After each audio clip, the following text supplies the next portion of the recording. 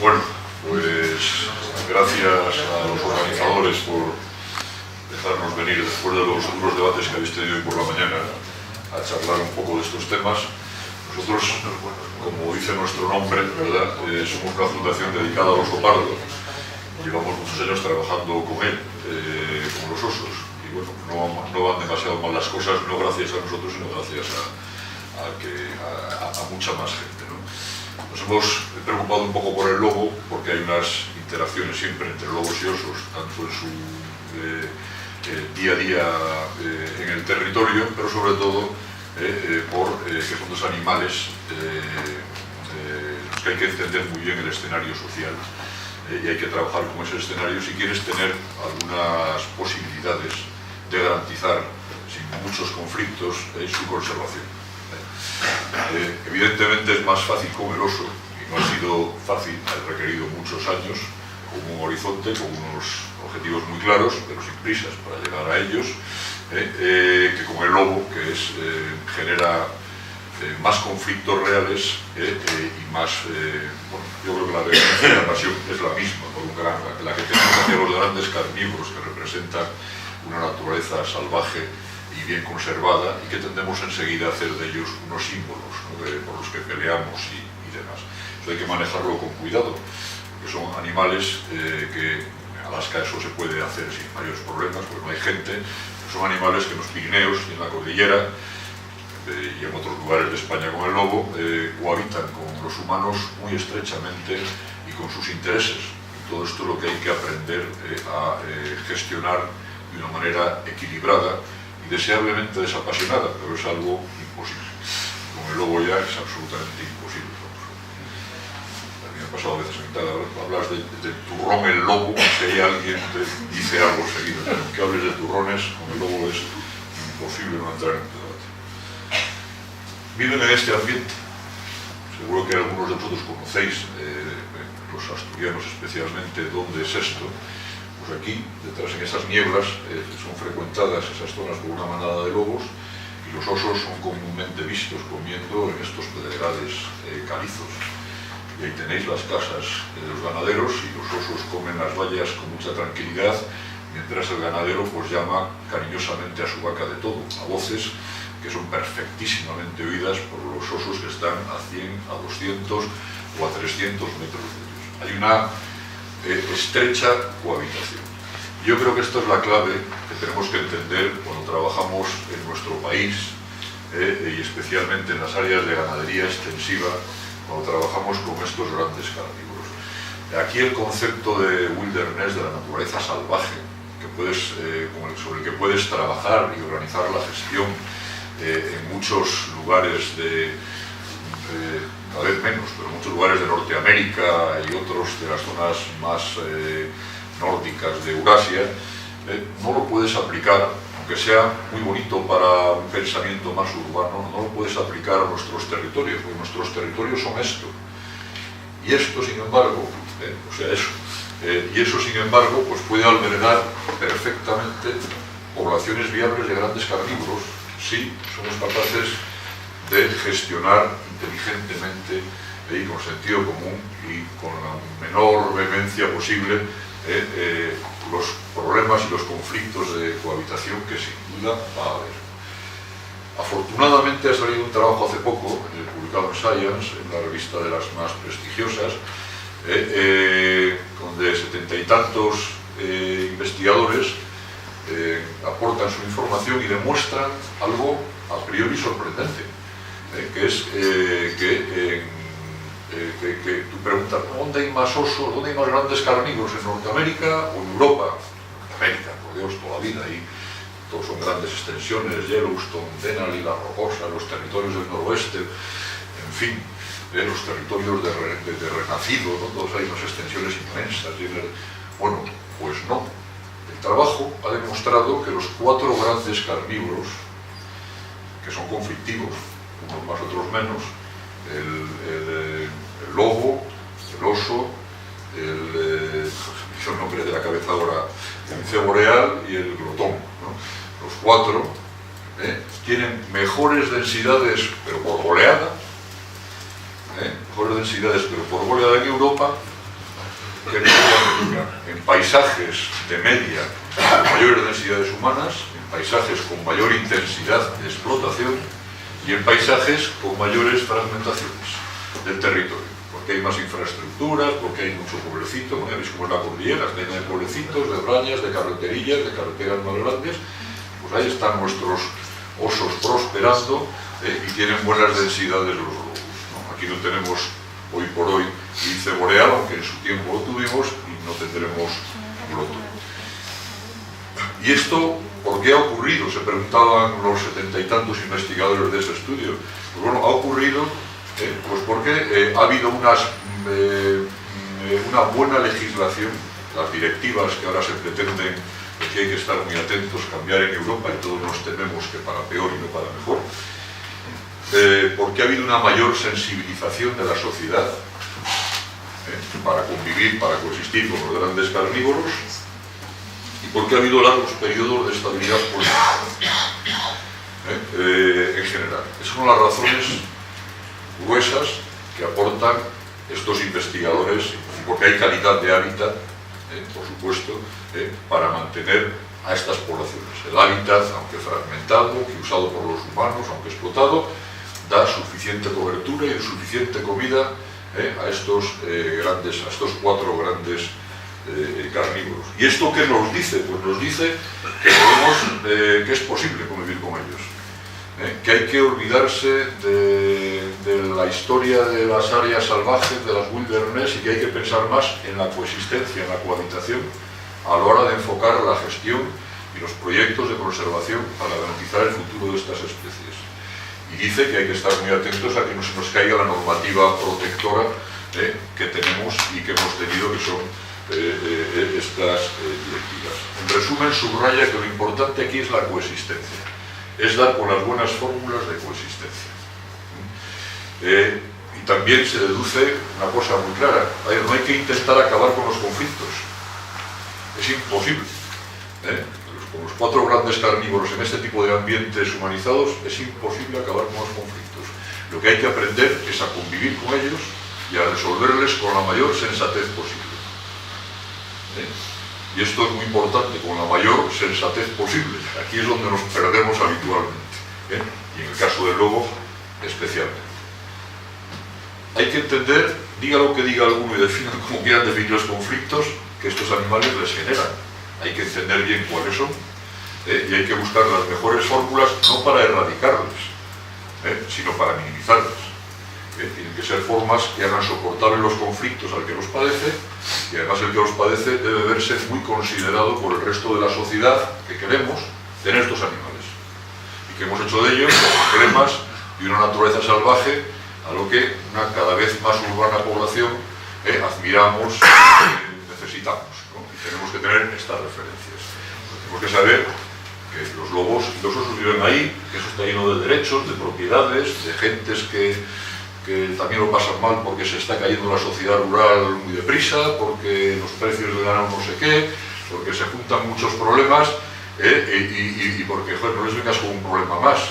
Y si es un pequeño problema, ayúdales a resolverlo. Y además que son los titulares de todo eso. Esos son los dueños, ¿no? Y hay que tener mucha consideración en todo esto.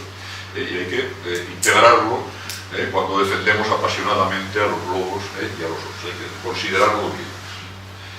Claro que generan problemas. En una cordillera, especialmente, los osos, es muy raro que te maten un ganado mayor, pero los lobos, evidentemente, los potros y los terneros, pues son una presa apetecible, y la forma de gestión en extensivo y en pastoreo libre, que siempre ha sido esa en la cordillera cantábrica, con sus pequeñas derivaciones y demás, pues siempre ha tenido en el lobo a un competidor duro, ¿no? Y por eso siempre se le ha odiado. No sé, el odio no viene de ahora, ya viene de hace muchísimo tiempo, porque siempre el ganadero, que tiene una economía muy ajustada, pues ha tenido que defenderse de los ataques a los animales que pastaban libremente en las montañas. Con el otro ganado que tenemos en la cordillera en menor medida ya y en mayor medida en los Pirineos, que es el ovino, son animales ya más gregarios, y es más fácil prevenir, nunca al 100%, como algunos ganaderos de ovino saben perfectamente, puedes poner en marcha una serie de medidas de prevención que van a suavizar mucho la presión, pero que no la van a evitar del todo. Con los lobos y con los osos puedes llegar, es muy difícil llegar al riesgo cero, pero se va llegando. Eso lo hemos experimentado. Estas ovejas son pirenaicas, son dos razas, la danesa y la chisqueta.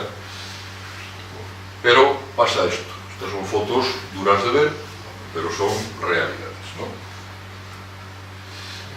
Estas son más simpáticas, pero también al propietario de las colmenas le hace la gracia justa, ¿no?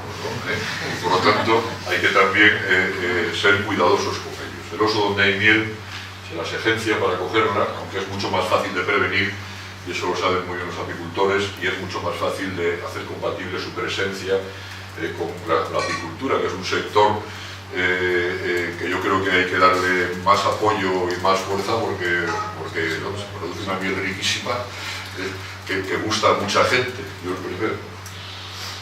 Bien, pero con pastores eléctricos casi reducen los daños y los conflictos a cerca de 80 y algo %, porque ellos son muy listos, que aprenden y que la lían de una manera que nos sorprenderíamos.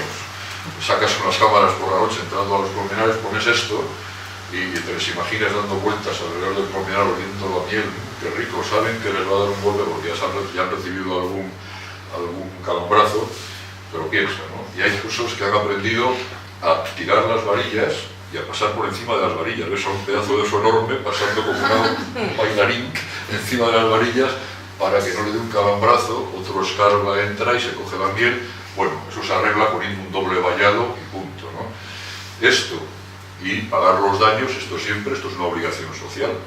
En especies, como bien decía antes Gaspar, no cinegéticas, cuando son cinegéticas, quien las disfruta tiene también la obligación de pagar los daños que hacen. Con el oso es una cuestión legal y de sentido común, es la sociedad la que tiene que garantizar que todos los apicultores, que no haya un colmenar, sea profesional o sea jovista, que no tenga protección área osera. Luego que lo mantenga también el apicultor, que algo tiene que poner de su parte, pero por lo menos la sociedad debemos ponerles la inicial protección. Con los lobos es muy complicado, como bien ha dicho Gaspar antes. Con los osos, las ovejas es una presa más accesible, y en los Pirineos matan ovejas. Aquí es muy raro que maten una vaca o un caballo, pero en los Pirineos sí, matan muchas, recogen una y pico por ataque. Un ataque igual que puede generar una estampida en un mal terreno, se te pueden despeñar, pero el oso no es un matador y no mata con mucha frecuencia. Bueno, pero eso cabrea también mucho a los criadores de ovino. Es el gran problema que había en los Pirineos cuando se apostó por la vuelta del oso, cuando apenas ya quedaban ejemplares autóctonos. Bueno, aquí sí que los trabajos que se han puesto en marcha en Cataluña, que empezó la Generalitat a ponerles en marcha, y ahora se están poniendo en marcha en un live que se llama Piros Live, en honor a un oso macho de ahí de la zona, que le han puesto nombre, y que son unos trabajos de prevención que están funcionando magníficamente, y os cuento muy rápidamente. Esto quiere decir que si te pones con un coste pequeño, puedes frenar o minimizar mucho los ataques. De mano ya el colectivo se ve considerado. Te preocupas por los osos, pero también mucho por los ganaderos, que bastante tienen ya. Bien, pues los Pirineos con las ovejas ha sido mano de santo la contratación de pastores. Además, hay escuelas de pastores. Hay una escuela de pastores en Barcelona que genera unos pastores que daban mucha desconfianza en el medio rural. Bueno, esto es una escuela que van a saber. Y ahora están encantados.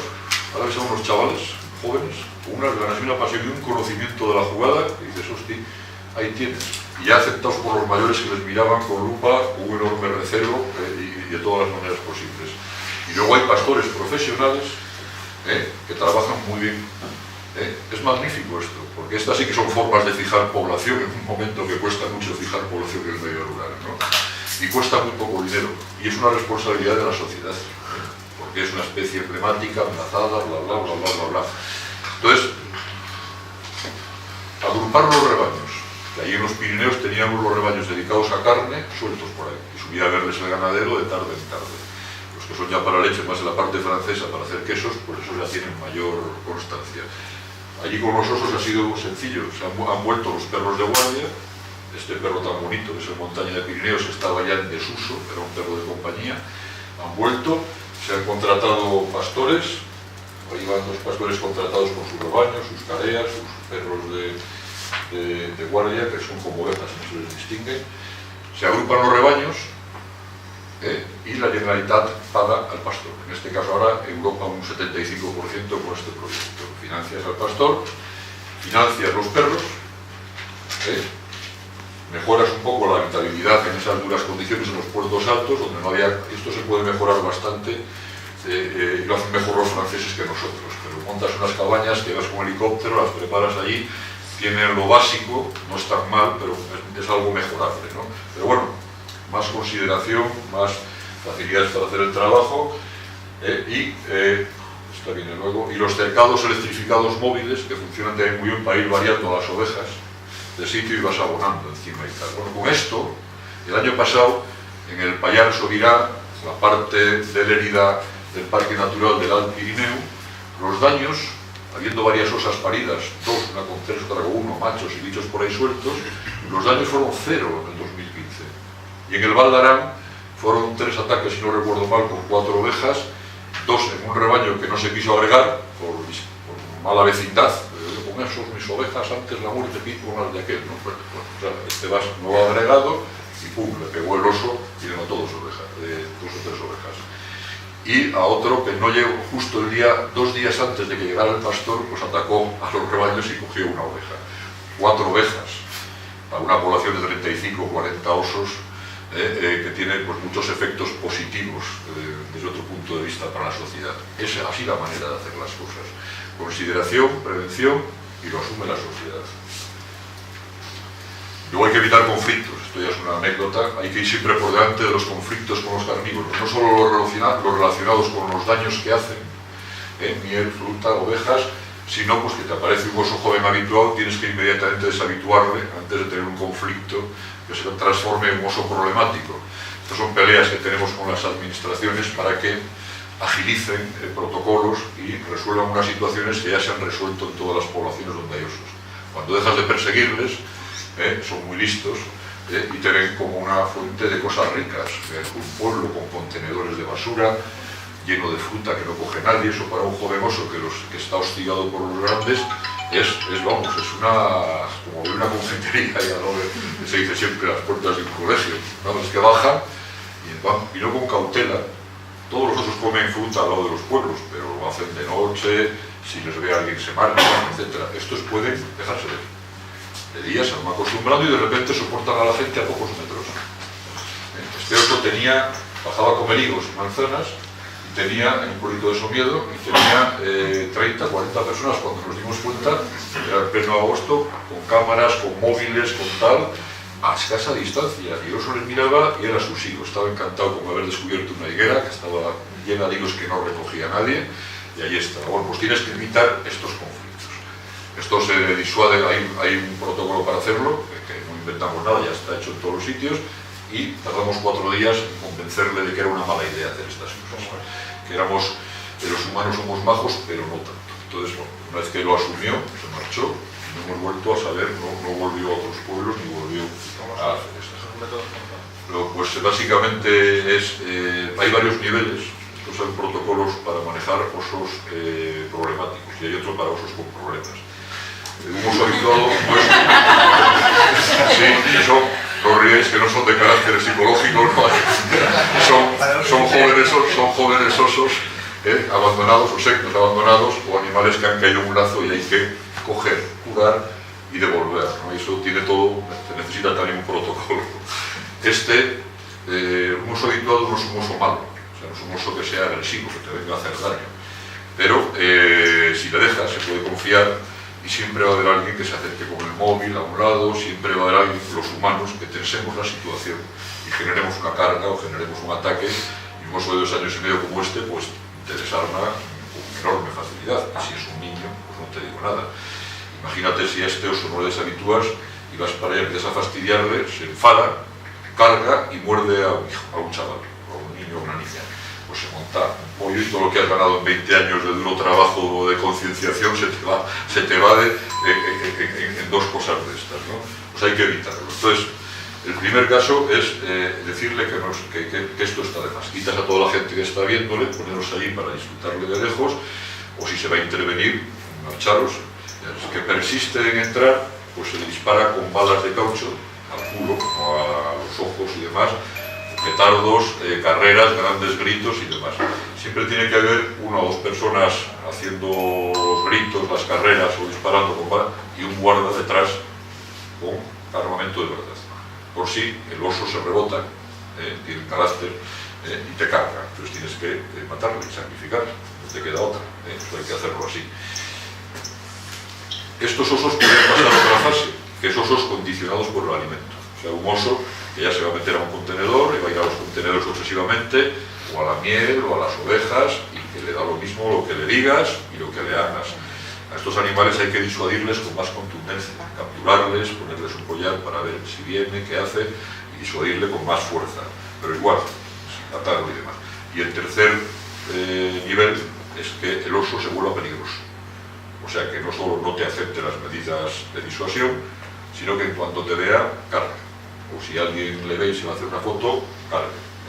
Contrata. Entonces estos osos se eliminan de las poblaciones. Es así de duro, pero un oso conflictivo no puede condicionar el futuro de toda una población que vive entre humanos permanentemente. Pero lo que tenemos que hacer los humanos es evitar llegar al nivel 2 y al 3. O sea, cuando viene un jovencete de estos y se confía, es darle ahí unos golpes y unos sustos para que ya no lo haga. Pues esto todavía no hemos conseguido en 5 años que lo aprueben las administraciones. Y está el protocolo escrito y copiado de los protocolos que hay en Francia, Grecia, Italia, Norteamérica, Finlandia, en todos los sitios donde hay osos, ¿no? Es una pelea tremenda esta, ¿no? Bien, tenemos que ir siempre por delante de los conflictos. Con el oso es fácil, con el lobo es más complicado. Pero los conflictos existen igual. ¿Cómo les previenes? Antes lo ha dicho Gaspar muy bien. Con el extensivo es complicado. Tienes que trabajar con los mastines, tienes que educar muy bien a los mastines, y aún así vas a frenar una parte de los daños, pero no vas a frenar tantos daños. Con el ganado vacuno y caballar, con los jatos y los potros que están en las zonas altas. Seguro que hablando mucho se pueden ocurrir nuevas medidas, como volver a traer pastores aquí también con un enfoque, con una actividad reenfocada, quizás cogiendo los jatos y no dejándoles con las madres. Bueno, yo que sé, que sabéis más los ganaderos, buscando las maneras de que se eviten el riesgo en mayor medida, ¿no? Pero aún así va a haber ataques, porque el ganado pasta en los puertos pues en extensivos, pastoreo libre, y los lobos pues saben muy bien aprovechar sus momentos, aunque haya mastines. Mastines bien enseñados, porque un mastín mal enseñado es un problema para ese otro uso del monte que es el senderista, y el que va en su bicicleta, como decías antes, y demás. Hay que tener muy en cuenta eso e informar. En los Pirineos ya se informa de estás en territorio oso, cómo comportarte delante de un oso. Y también se informa, hay mastines para proteger el rebaño. ¿Qué es lo que no tienes que hacer nunca con un mastín que está con su rebaño? O sea, pues todo esto hay que informarlo sin meter miedo a la gente, a ver si vas a echar a todo el turismo de la zona, no hay que ser aterrorizados, nos va a comer un oso o un mastín, pues no. Hay que explicar que no pasa nada, pero hay que tener una serie de medidas que el propio sentido común te dice, pero que hay que explicárselas a la gente. Y los ganaderos deben enseñar bien a sus mastines, y eso no es tan evidente, sobre todo en las zonas donde ya se perdió el hábito de usarles. El que ya les ha usado siempre sabe de sobra cómo enseñar a un mastín, pero eso tiene su arte.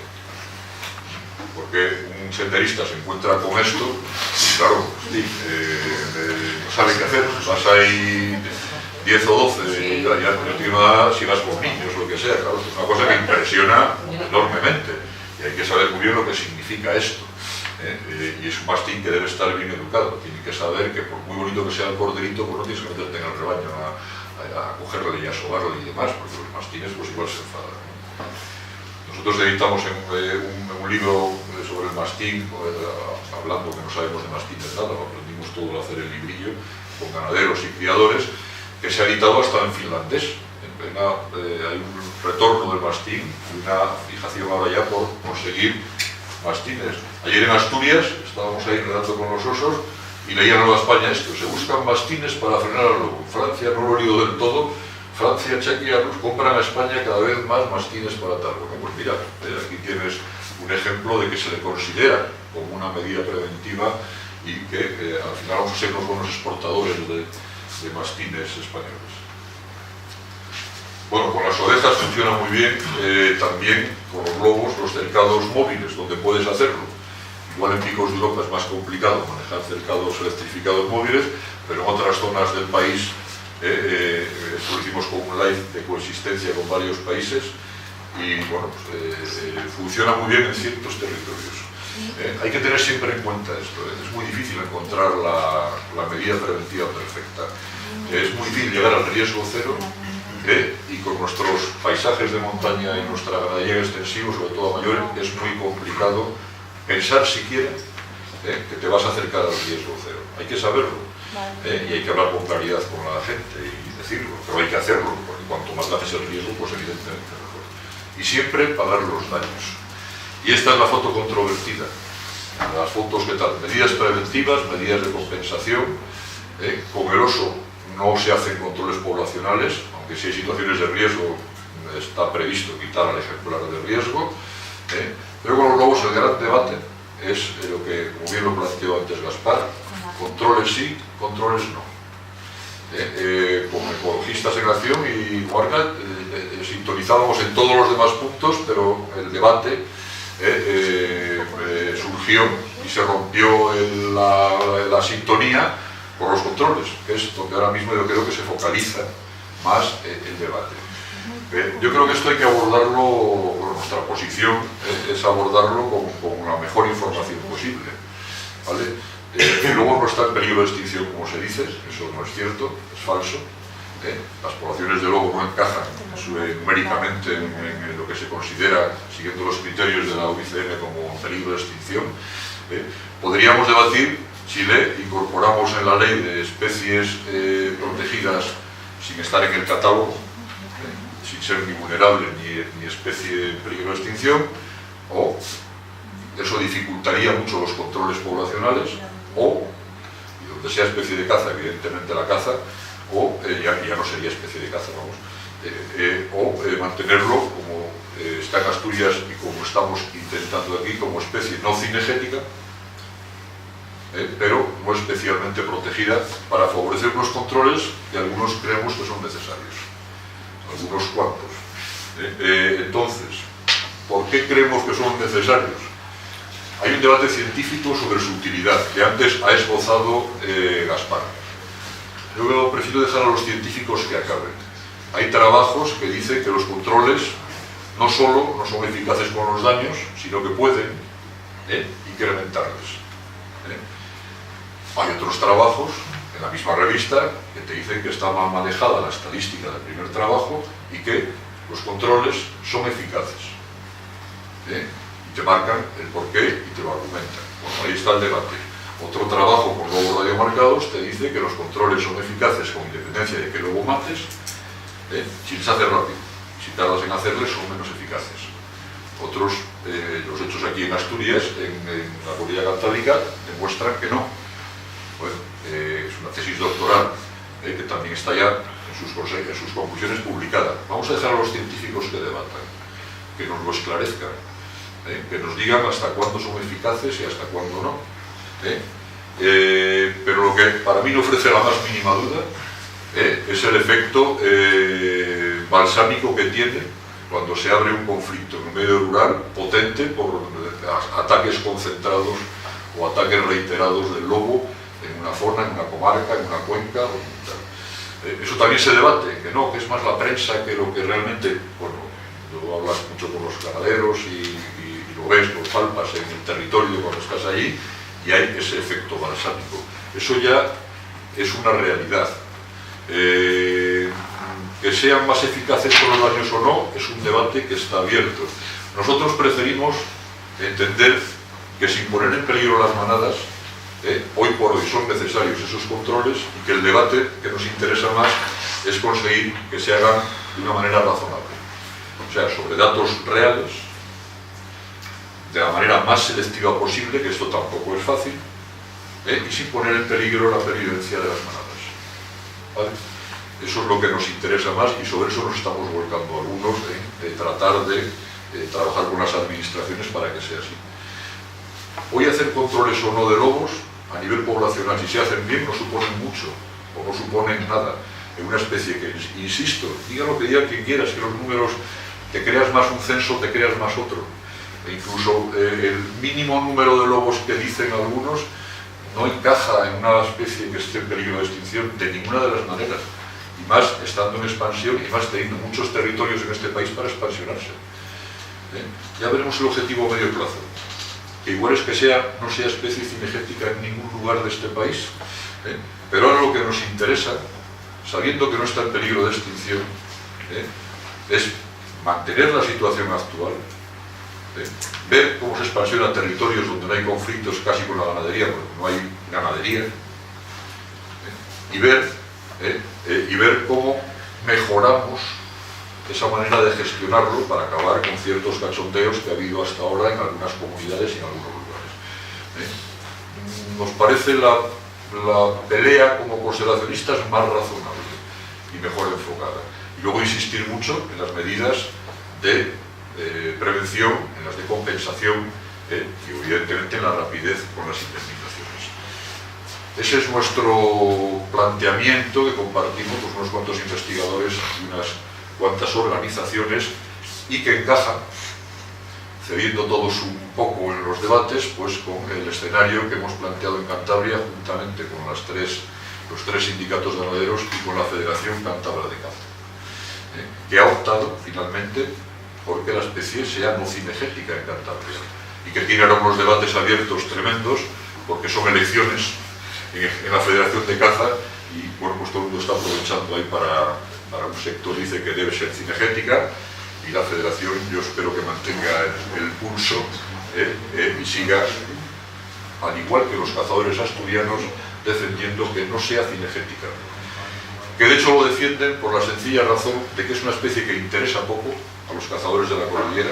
Son muy cazadores de jabalí, muy cazadores de rececho, muy cazadores de... pero luego le tiran pues porque la mitad de ellos son ganaderos y le tienen manía, no porque les interese como especie cinegética. O sea, verdaderamente no les interesa como especie cinegética. Y tienen el problema de que tienen que pagar los daños, que bien ha expresado Gaspar antes, en los cotos. En las reservas de caza los paga la administración, pero los cotos no. Y eso, en los tiempos que corren, que hay menos cazadores, menos dinero en los bolsillos y tal, pues eso duele. Entonces, una especie que me interesa poco y que además tengo toda esa responsabilidad encima, no la quiero como cinegética. De hecho, en Asturias se decidió eso en su día. Cuando gobernó Cascos, dijo no, al ver el nivel de dinero que se invertía en el lobo, que tampoco era tanto, dijo no, que vuelva a ser cinegética y tal. Y todos los cazadores asturianos dijeron, de ninguna de las maneras. Cinegética para ti y pagas tú los daños si quieres, ¿no? Y ahí se negaron rotundamente la Federación de Caza y todos los cotos regionales, porque es una caza muy social en Asturias, etc. Bien. Efectivamente, podemos discutir y aquí se va a focalizar la discusión. ¿Se matan lobos o no se matan lobos? Bueno, lo que yo rehuiría de todas las maneras es de este tipo de escenas. En un debate en Torrelavega sobre el lobo que organizaba el Congreso de Nación, una chica vinculada a un grupo animalista dijo, bueno, yo no sé si habrá que matar a un lobo o no. Ahora, lo que me gustaría es no ver estas fotos, ¿no? O sea, ese exhibicionismo sangrante que duele a un sector de la sociedad, no cuesta nada cuidar estos detalles, ¿verdad? Y si se hace un control que por ahora se van a seguir haciendo, bueno, no lo exhibas, no lo hagas en el móvil y lo metas en las redes, porque lo que estás es provocando una inmediata respuesta de otro sector cuyos sentimientos son muy legítimos, que no le gusta ver estas fotos, pero no las metas. ¿Estarás de acuerdo que hay que hacer el control o no hay que hacer el control? Pero no provoques con estas fotos. Es algo que el mundo cinegético debería de asumir y que las administraciones deberían cuidar mucho a la hora de hacer los controles, sin exhibicionismos. Y luego, y con esto acabo esos 15 minutos largos, como Gaspar ha estado 30 y tantos, pues yo voy a estar 20 y pocos. Luego son animales súper atractivos.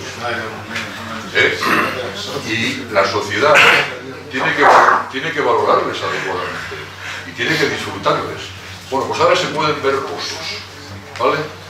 Es uno de los pocos países de Europa, bueno, no, perdón, es el único país de Europa, porque en otros sitios de Norteamérica, donde se pueden ver osos sin atraerles. Yo he ido por ahí a ver cómo se hace el turismo de esos en muchos sitios. En Finlandia te ponen ahí cebos y tal, te meten en una caseta que te mueres de frío ahí 24 horas y les ves cuando vienen a comer y tal. Vas a morir un cubo y te dicen no salgas de aquí, y oye, para mear el cubo, pero estamos tres, el cubo, y ahí te quedas, pero disfrutas muchísimo viéndoles a los osos, pero les atraes. Claro, ahí luego hay pocos humanos, y atraer y condicionar osos pues tiene menos riesgo. En Rumanía o por ahí tal, lo mismo. Como se cazan, pues se atraen así, tú eres un turista, puedes verles o puedes cazarles. En la Cordillera Cantábrica se pueden ver los osos perfectamente, pero perfectamente. Estos días son magníficos, ¿no? Estos 2 días que he estado, hasta la primera preciosa, ya no sabía dónde mirar. Se les puede sin atraerles, de manera natural, pero esto hay que regularlo. Y ese otro conflicto que tenemos. Todos estos, que aquí hay gente de todo pelo y condición y de varias agencias internacionales, he contado en Asturias entre 10 y 15 agencias ya que traen turistas a hacer el doblete oso-lobo, y que llenan, está haciendo un estudio ahora para ver el impacto directo del oso en las economías de la zona. Entonces, que llenan los hoteles de avistadores, en ciertas épocas ya un poco desestacionalizadas, ahora primavera, abril, mayo y a finales de verano. Ahora, esto no se puede hacer de cualquier manera, y esto está mal regulado ahora mismo. Es curioso, tenemos claro cómo hay que hacer las regulaciones, los alcaldes, las asociaciones de hostelería, los grupos de desarrollo rural y los que trabajamos más con el oso, y no somos capaces de convencer a la administración asturiana, en este caso, de que lo haga. Es increíble. Ya estos días voy con el director general del ramo y tal y cual y los jefes de parques a explicárselo sobre el terreno para que lo vean. Porque si no lo regulas bien, tienes el riesgo que está pasando ahora de que tienes gente concentrada a 100 y poco metros de un oso o de una osa con crías. ¿Qué estamos haciendo con eso?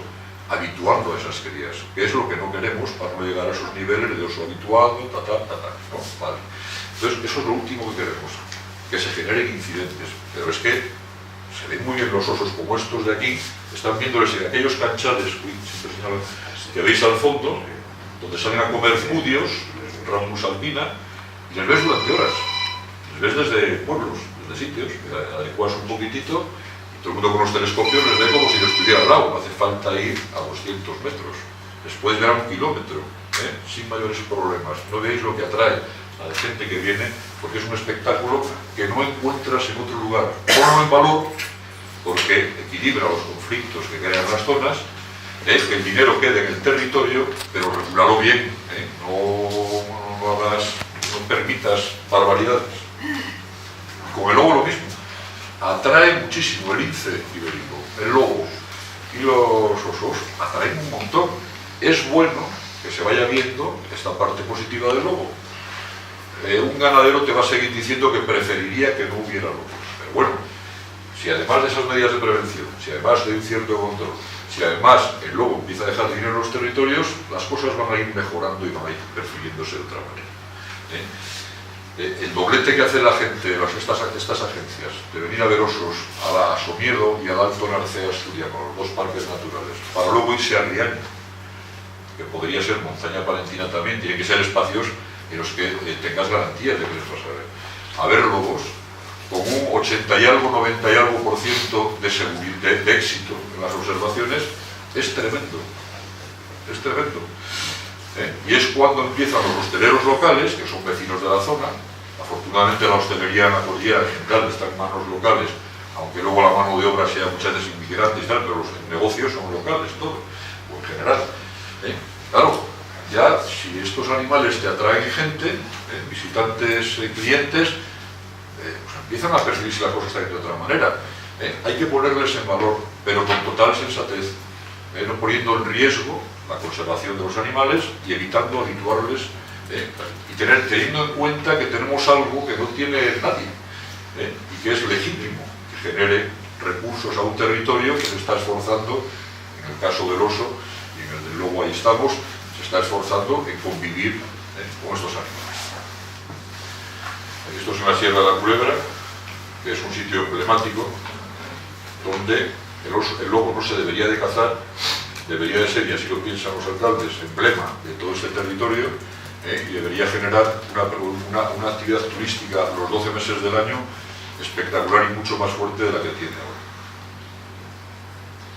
Y luego, en fin, dinamiza, divulga. Están los centros del lobo, los centros del oso, que te sirven para generar empleo local y para sensibilizar a la gente y para dar más chicha a los turistas. Utiliza productos, el oso, la imagen del oso es muy querida socialmente, la del lobo también, en ciertos sectores sociales, pueden favorecer, no van a arreglar la economía a nadie, pero pueden favorecer unas economías rurales que son sumatorias, es sumar pequeñas y medianas cosas, no hay que desperdiciar nada, ¿no? Todo con sentido común, pero por productos con la imagen del oso salen muchos y genera empleo local. El dinero que una administración, si crea puestos de trabajo, probablemente tenga que, por pura constitución, sacar ofertas y cualquier ciudadano podrá concurrir a ellas para ser un guarda o lo que sea. Pero ONGs o de otras maneras sí puedes generar mucha actividad que ocupe a la gente. Nosotros, desde luego, y otras ONGs trabajamos siempre con gente local. Mira que nos llegan currículos y demás, pues que es muy apasionante y la naturaleza, los osos, ahí la puesta de sol, pero empleo siempre local.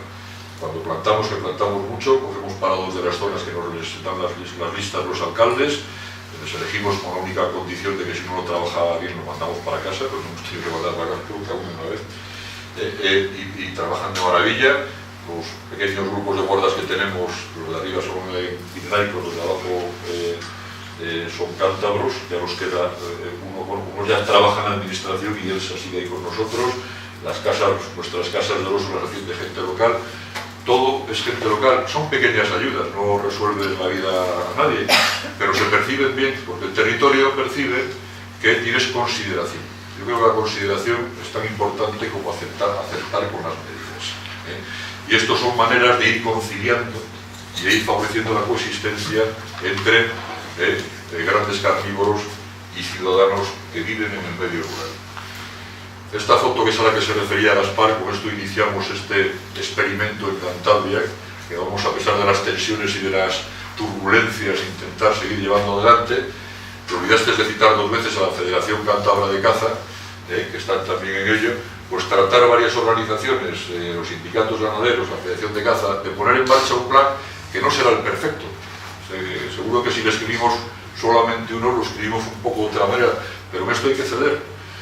Hay que, insisto, tener objetivos a medio plazo, pero ir sin prisas, buscando el mayor consenso posible. Con el oso nos ha ido muy bien, con el lobo va a ser más difícil, pero creemos que debería de ser el camino a seguir y no el encrespamiento y la gresca permanente que hace que sea imposible avanzar, y por el camino quema a mucha gente y salpica los programas de conservación de otras especies y de algunos espacios. Nosotros vamos a apostar por esto, lo tenemos más claro que el agua. Y nos hizo ilusión ver que en el New York Times también apostaban por el mismo tema que llamaban el ecopragmatismo, como siempre ponen, todo el mundo pone por ahí comillas a todo y nombres y demás. Creo que buscaba otra forma más equilibrada de conciliar los intereses, incluso allí, en el reino de las wilderness, de las grandes extensiones salvajes, empiezan a apostar más por las conciliaciones y por favorecer a los humanos y demás. Bueno, pues esto era un poco todo. Como luego va a haber preguntas, os lo he dicho como pensamos y como estamos tratando de hacerlo. Muchas gracias.